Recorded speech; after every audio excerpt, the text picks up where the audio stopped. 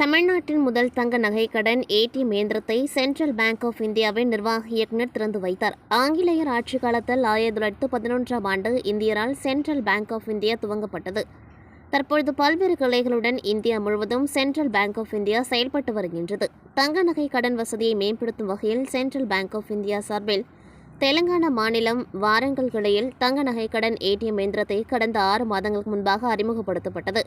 அதனைத் தொடர்ந்து தமிழ்நாட்டில் முதன்முறையாக ராமநாதபுரம் மாவட்டம் பரமக்குடியில் உள்ள சென்ட்ரல் பேங்க் ஆஃப் இந்தியா கிளையில் தங்க நகை கடன் ஏடிஎம் இயந்திரம் இன்று அறிமுகப்படுத்தப்பட்டது. இதனை சென்ட்ரல் பேங்க் ஆஃப் இந்தியா நிர்வாக இயக்குநர் மற்றும் செயல் அலுவலர் மாதம் வெங்கடராவ் திறந்து வைத்தார். ஏஐ தொழில்நுட்பத்தில் புதிய நகைக்கடன் இயந்திரம் வடிவமைக்கப்பட்டுள்ளது. இயந்திரத்தில் வாடிக்கையாளரின் செல் நம்பர், ஆதார் நம்பர் உள்ளிட்டவற்றை செலுத்திய பிறகு தங்க நகையை இயந்திரத்தின் ஒரு பகுதியில் வைத்தால் நகையின் மதிப்பு அறிவிக்கப்படும். வாடிக்கையாளர் செலுத்திய நகைக்கு வழங்கப்படும் தொகையின் மதிப்பு திரையில் தெரிவிக்கப்படும். அதனைத் தொடர்ந்து வாடிக்கையாளர்கள் தங்க நகைக்கு பதிலாக பணத்தை எடுத்துக் கொள்ளலாம் அல்லது தங்களது வங்கிக் கணக்கில் வரவு வைத்துக் கொள்ளலாம். பல்வேறு வசதிகளுடன் தங்க நகை கடன் ஏடிஎம் இயந்திரம் வடிவமைக்கப்பட்டுள்ளது.